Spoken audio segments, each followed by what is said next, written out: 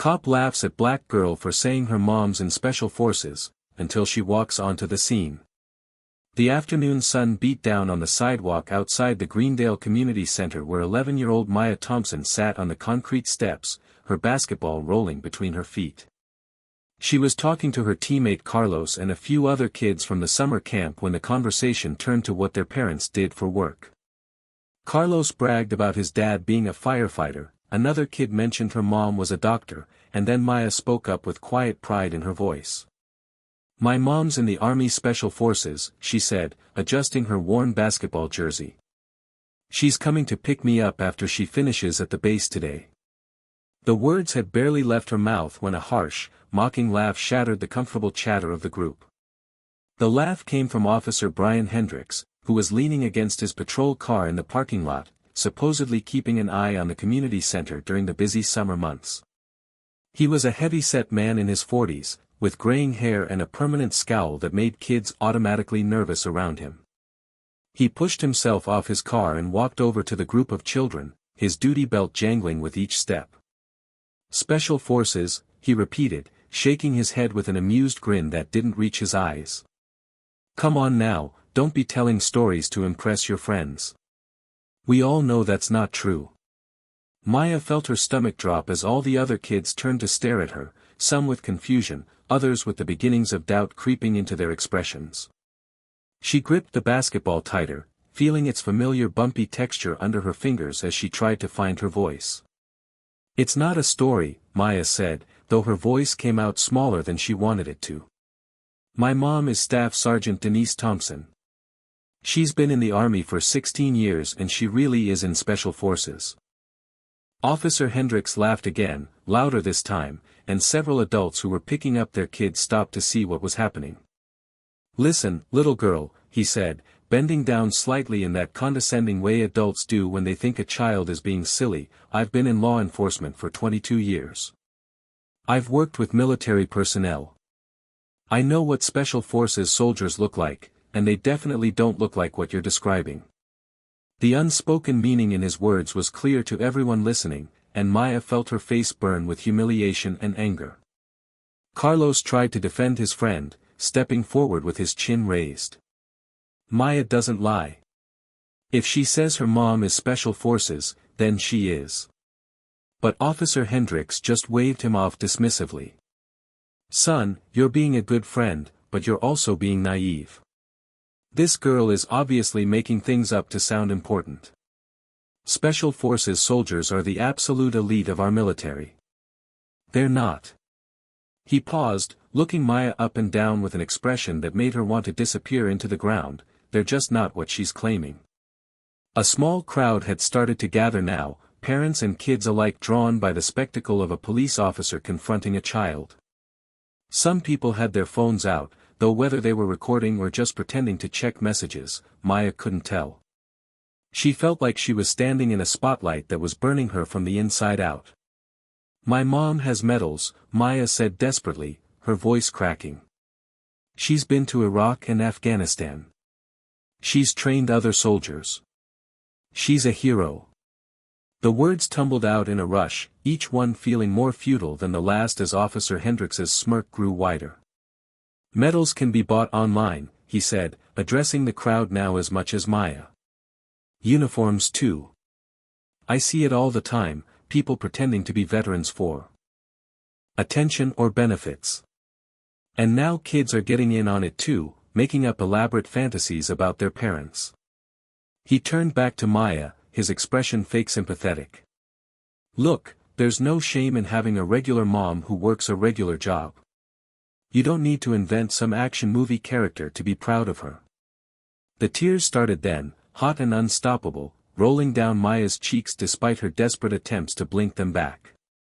She heard whispers from the crowd, some people saying the officer was being too harsh, others wondering aloud if maybe the girl really was making it up. But nobody stepped forward to defend her. Nobody told Officer Hendricks to stop. She felt completely alone, standing there in her basketball uniform with her tears making dark spots on the concrete at her feet. Her teammates had backed away slightly, not abandoning her but not sure what to do either. The summer camp counselor, a young woman named Jessica, finally spoke up weakly. "Officer, maybe we should just let this go. She's just a kid." But Officer Hendricks shook his head, apparently feeling like he was teaching an important lesson. "Kids need to learn the difference between reality and fantasy," he announced to everyone within earshot. "When I was growing up, lying got you in serious trouble. Now everyone wants to be special, wants to have some amazing story. But special forces?" He laughed again, that harsh sound that made Maya flinch. "That's taking it too far. Those soldiers go through years of the most intense training in the world. They're tested physically and mentally in ways most people can't even imagine. They're not." He gestured vaguely at Maya, letting the gesture speak for itself. Maya's hands were shaking now, the basketball slipping from her grip and bouncing away across the pavement. She didn't chase after it. She couldn't move, couldn't speak, could barely breathe through the humiliation that was crushing her chest. "You know what?" Officer Hendricks said, pulling out his wallet with a theatrical flourish. "I'll make you a deal, young lady. If your mother really is Special Forces and shows up here in full uniform with proper identification, I'll donate $100 to your basketball team. But when she shows up in regular civilian clothes because she has a regular job like everyone else, maybe you'll learn that lying doesn't pay." The challenge hung in the air like a bad smell. Maya wanted to run, wanted to scream, wanted to disappear. But most of all, she wanted her mom. She wanted Staff Sergeant Denise Thompson to walk around that corner and show everyone, especially Officer Hendricks, exactly who she was. And as if the universe had heard her desperate wish, the sound of a vehicle pulling into the parking lot made everyone turn their heads. The vehicle was a black SUV with government plates, and it parked in a spot near the community center entrance. The door opened, and out stepped a woman who immediately commanded attention without saying a word. She was wearing her Army combat uniform, the digital camouflage crisp and perfect, her boots polished to a shine that caught the afternoon sun. Her stride was purposeful and confident, each step measured and deliberate. As she got closer, everyone could see the patches and insignia on her uniform, including the distinctive Special Forces tab on her left shoulder. This was Staff Sergeant Denise Thompson, and she had arrived at exactly the right moment. Maya's heart leapt with a mixture of relief and fresh anxiety as her mother's sharp eyes took in the scene before her.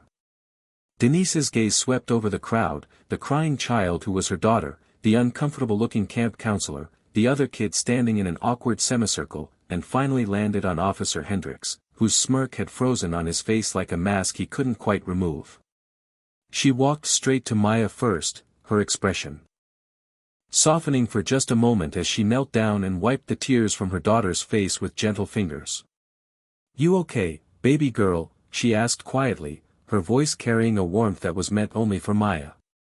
Maya nodded, unable to speak through the lump in her throat. Then Denise stood up, her full height making her eye level with Officer Hendricks, and the warmth in her expression disappeared like a switch had been flipped. "Officer," she said, her voice carrying the kind of authority that made everyone in the vicinity stand a little straighter. "I understand you've been having a conversation with my daughter about my military service." Officer Hendricks cleared his throat, his face reddening as he scrambled to recover his composure. "Ma'am, the girl was telling stories about you being in Special Forces, and I thought it was important to." Denise held up one hand, a simple gesture that somehow silenced him immediately. "My daughter doesn't tell stories about my service record, officer. She tells the truth. I am Staff Sergeant Denise Thompson, Operational Detachment Alpha, 7th Special Forces Group. I've served this country for 16 years, completed 4 combat deployments, and earned the right to wear every single insignia on this uniform through blood, sweat, and sacrifice." The parking lot had gone completely quiet except for the distant sound of traffic from the main road. Everyone was watching, phones definitely recording now, as Officer Hendricks struggled to find words. "I didn't. I mean, it just seemed unlikely that." He stammered, but Denise wasn't interested in his excuses. "Unlikely," she repeated, her tone sharp enough to cut glass. "Tell me, Officer Hendricks, what exactly about my daughter's truthful statement seemed unlikely to you? Was it that her mother serves in special forces? Or was it that a black woman could achieve what you've apparently decided is impossible? The question hung in the air like a challenge, and Officer Hendricks had no good answer for it. Several people in the crowd were shaking their heads now, disgusted by what they had witnessed. A father holding his young son's hand spoke up loudly. He owes that little girl an apology. A real one. Others murmured in agreement, and Officer Hendricks found himself surrounded by disapproving faces. But Denise wasn't finished. She turned to address the entire crowd, her voice carrying clearly across the parking lot. Every single one of you stood here and watched a grown man with a badge humiliate an 11-year-old child for telling the truth about her mother. You watched him mock her, dismiss her, and reduce her to tears, and most of you said nothing. You let it happen because it was easier to stay quiet than to stand up for a child who was being bullied by someone in a position of authority. The word stung, and several people looked away in shame. The camp counselor, Jessica, stepped forward with tears in her own eyes. I'm so sorry, she said to both Maya and Denise. I should have done more. I should have protected her. Denise nodded acknowledgement but kept her focus on the larger issue. This isn't just about one incident or one officer, she continued. This is about what happens when we make assumptions based on what we think we know, when we decide that certain people couldn't possibly be who they say they are because they don't fit our narrow view of the world. My daughter stood here and spoke her truth, and she was laughed at for it. How many other children have been silenced the same way? Officer Hendricks, his face now the color of a ripe tomato, reached for his wallet again, pulling out money with shaking hands. The $100 for the team, he mumbled, holding out the bills. But Denise intercepted them before they could reach Maya. Keep your money, officer. What my daughter needs isn't cash. It's an apology, a real one. And a promise that you'll think before you speak the next time you encounter a child whose reality doesn't match your expectations. The officer looked at Maya, really looked at her for perhaps the first time, and saw not a child telling tales but a young girl who had been deeply hurt by his words and assumptions. I'm sorry, he said, and though it was quiet, it sounded genuine. I was wrong. I shouldn't have laughed at you or dismissed what you were saying. Your mother is obviously exactly who you said she was, and I had no right to suggest otherwise. I'm truly sorry for embarrassing you and for making you cry. Maya looked up at her mother, who gave her an encouraging nod. Thank you for apologizing, Maya said softly. It wasn't forgiveness, not yet, but it was acknowledgement that she had hurt him. Denise put her hand on Maya's shoulder, a protective and comforting gesture that made her daughter stand a little taller. We're leaving now, Denise announced to the crowd. But I hope everyone here learned something today. Our children look to us to show them how to behave, how to treat others, and how to stand up for what's right. Today, we failed Maya. All of us. Let's make sure we do better next time. As they walked toward the SUV, people stepped aside respectfully. Some nodded, some apologized quietly, and Carlos ran after them with Maya's basketball. Here, he said, handing it to her. And Maya? Your mom is the coolest person I've ever seen. Like, ever. Maya managed a small smile, the first since the whole ordeal began. Thanks, Carlos. I'll see you at camp tomorrow. In the car, as they drove away from the community center, Denise reached over and squeezed Maya's hand. I'm proud of you, baby girl. You stood up for the truth even when someone with authority was telling you that you were wrong. That takes real courage. Maya squeezed back, feeling the calluses on her mother's hand from years of training and service. Mom, why did he act like that? Why couldn't he believe you were who I said you were? Denise sighed, considering how to explain prejudice and assumptions to her 11-year-old daughter. Sometimes, Maya, people have pictures in their heads of what certain things should look like. When reality doesn't match those pictures, instead of changing the pictures, they decide reality must be wrong. Officer Hendricks had a picture in his head of what a special forces soldier looks like, and I didn't match it. So he decided you must be lying rather than accepting that his picture was incomplete. Maya thought about this for a moment, watching the familiar streets of their neighborhood pass by the window. That's really stupid, she finally said, and Denise couldn't help but laugh. Yes, baby girl, it really is. But it's also really common. You're going to encounter people like Officer Hendricks throughout your life, people who will try to make you smaller, who will dismiss your achievements or your truth because it doesn't fit their worldview. When that happens, you remember today. Remember that you stood your ground, that you spoke the truth, and that the truth eventually won. They pulled into their driveway, and Maya saw the American flag flying from their front porch, the one her mother raised every morning and lowered every evening with military precision. Mom. Maya said as they got out of the car. I'm never going to be embarrassed about you being in special forces. Ever. Even if 100 people laugh at me. Denise pulled her daughter into a tight hug, feeling the fierce pride that only a parent can feel when their child shows true character. And I'm never going to stop being proud of you for standing up for what's true, even when it's hard. Especially when it's hard. That evening, the video of the confrontation went viral on social media. Thousands of people shared it, commented on it, and used it to start conversations about prejudice, assumptions, and the importance of believing children when they speak their truth. Officer Hendricks faced disciplinary action from his department and was required to undergo extensive sensitivity and bias training. But more importantly, he seemed to genuinely learn from the experience. He reached out to Denise a week later, asking if he could apologize again, more formally, and perhaps learn more about her service. Denise agreed, and they met at a coffee shop where Officer Hendricks listened, really listened, as she told him about her journey to Special Forces, the challenges she had overcome, and the prejudices she had faced along the way. He left that meeting a changed man, and later became an advocate for diversity in both law enforcement and the military. Maya returned to summer camp the next day to find herself something of a hero among her peers. Everyone wanted to hear about her mom's military service, and the camp counselors used the incident as a teaching opportunity about respect, truth, and standing up for others. Jessica, the counselor who felt she had failed to protect Maya, made it her mission to ensure that no child in her care would ever face such treatment again without her intervention.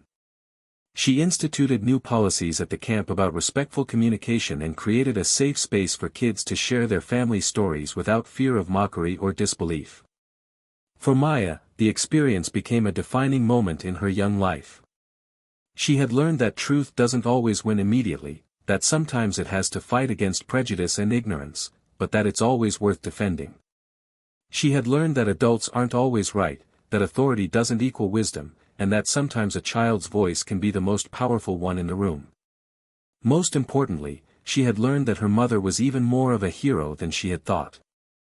Not just because of her military service, but because of the way she had stood up for her daughter and turned a moment of humiliation into a lesson for everyone present. A month later, Maya's basketball team had a game, and to everyone's surprise, Officer Hendricks showed up to watch. He didn't make a big deal of his presence, just sat quietly in the bleachers and cheered appropriately. After the game, he approached Maya and her mother with a genuine smile.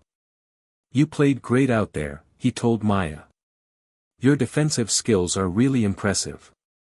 Maya thanked him politely, still a bit wary. Then he turned to Denise. "I wanted to thank you again, Staff Sergeant. For the lesson. I've been doing a lot of thinking and a lot of learning since that day. I've started a program at the department about checking our biases and really listening to people, especially kids. I named it the Thompson Initiative, if that's okay with you." Denise was surprised but pleased. "That's a wonderful thing to come from a difficult situation, officer. Thank you for taking the lesson to heart." As Officer Hendricks walked away, Maya looked up at her mother. "Do you think he really changed?" she asked. Denise considered the question carefully. "I think he's trying to change, and that's important. Change doesn't happen overnight, but when someone recognizes they were wrong and actively works to do better, that's how progress happens." One person at a time, one interaction at a time. Maya nodded, dribbling her basketball thoughtfully. Maybe someday he'll be the one standing up for a kid whose parent is being doubted. Maybe he will, Denise agreed. And if that happens, then what we went through will have been worth it. As they walked to their car, Maya saw other kids pointing at her mother with awe and respect. She heard whispers of, "That's the Special Forces mom," and "She's so cool," and felt a surge of pride that no amount of mockery could ever diminish. Her mother was a hero, not just to the country but to her, and now everyone knew it. But more than that, Maya herself had become a different person through the experience. She was no longer just a kid who played basketball and went to summer camp. She was someone who had faced injustice and stood her ground, who had spoken truth to power even when power laughed at her. The story of what happened that day spread far beyond their community. Local news picked it up, then national outlets. Denise was invited to speak at schools and community organizations about her service and about the importance of not making assumptions based on appearance. She always brought Maya with her when she could, and together they told their story, mother and daughter, soldier and student, both warriors in their own way. They talked about courage, about truth, about standing up for what's right even when you're standing alone.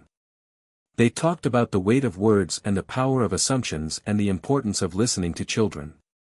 At one such speaking engagement, a young girl in the audience raised her hand and said, "My dad doesn't believe that my teacher used to be a NASA engineer because she's a woman. What should I do?" Maya, now more confident in her voice, answered before her mother could. "Tell him the truth doesn't need his permission to exist. It just is. And if he doesn't believe it, that's his problem, not your teacher's. But also, maybe ask your teacher to come talk to your dad. Sometimes people need to see the truth standing right in front of them before they can accept it." The audience applauded, and Denise felt her chest swell with pride. Her daughter had learned the lesson and was now teaching it to others. Years later, when Maya was graduating from high school as valedictorian, she stood at the podium and began her speech with these words, "When I was 11 years old, a cop laughed at a black girl for saying her mom's in special forces, until she walked onto the scene. That black girl was me, and that moment taught me one of the most important lessons of my life, that truth doesn't bow to prejudice, that courage can come in small packages, and that sometimes the most powerful thing you can do is simply refuse to let anyone silence your voice." The audience was riveted as she continued, weaving the story of that day into larger themes about integrity, perseverance, and the importance of standing up for others. In the audience, sitting in the front row in her dress uniform covered in medals and commendations, Staff Sergeant Denise Thompson wiped away tears of pride. Next to her, surprisingly, sat Brian Hendricks, now retired from the police force and working as a diversity consultant. He had asked to attend, to see how the little girl he had once mocked had grown into the remarkable young woman standing before them. After the ceremony, he approached Maya with a graduation gift. It was a framed photo of her and her mother from that day at the community center, standing tall despite everything. "I kept this as a reminder," he said. "Of the day I learned that heroes come in all forms, and that children often see truths that adults are too blind to recognize. Congratulations on your graduation, Maya. You've earned every bit of your success." Maya accepted the gift graciously, understanding that it represented not just an apology but a transformation. "Thank you, Mr. Hendricks. We all learned something that day." As she looked at the photo, she remembered the scared, humiliated 11-year-old she had been, and felt grateful for the journey that had brought her to this moment. The girl in that photo had no idea that her worst day would become the foundation for her greatest strength. She had no idea that standing up for her truth would inspire countless others to do the same. She had no idea that a moment of mockery would transform into a movement of change. But perhaps most importantly, she had learned that her mother's service to the country extended far beyond her military duties. Staff Sergeant Denise Thompson had served by raising a daughter who wouldn't be silenced, who wouldn't accept injustice, and who would carry forward the lessons of that difficult day to make the world a little better, one truth at a time. And that, more than any medal or commendation, was Denise's greatest achievement. As they left the graduation ceremony together, mother and daughter, they passed by the community center where it had all happened. It looked different now, renovated and expanded, with a new sign out front that read, Thompson Community Center, in honor of their contribution to the community's growth and understanding. "Look at that," Maya said, pointing at the sign. "They named it after us." Denise shook her head with a smile. "They named it after what happened here. After the lesson that everyone learned. That's bigger than just us, baby girl. That's about every child who's ever been dismissed, every truth that's ever been laughed at, and every person who's ever had to fight to be believed." Maya nodded, understanding flowing through her. "So the story continues?" she asked. "The story always continues," Denise confirmed. "Every time someone stands up for truth, every time someone refuses to let prejudice win, every time someone believes a child who's telling the truth, the story continues." As they drove home, Maya thought about all the Officer Hendricks out there who hadn't yet learned their lesson, all the children whose truths were being dismissed, all the parents whose achievements were being denied because they didn't fit someone's narrow worldview. She thought about the work still to be done, the voices still to be heard, the truths still to be defended. And she knew, with the same certainty she had felt that day when she said her mother was in Special Forces, that she would be part of that work. She would use her voice, her education, and her experience to ensure that no child would stand alone when speaking their truth. The story that began with, "Cop laughs at black girl for saying her mom's in Special Forces," until she walks onto the scene, had become so much more than a viral video or a teachable moment. It had become a testament to the power of truth, the importance of standing up for others, and the incredible things that can happen when one person refuses to be silenced. And as Maya looked at her mother, still strong, still proud, still serving in her own way, she knew that the best stories, the most important stories, are the ones that are true, even when people laugh at them, even when authority figures dismiss them, even when the whole world seems to be against them. Because truth, real truth, doesn't need anyone's permission to exist. It just is. And sometimes, that's the most powerful force in the world.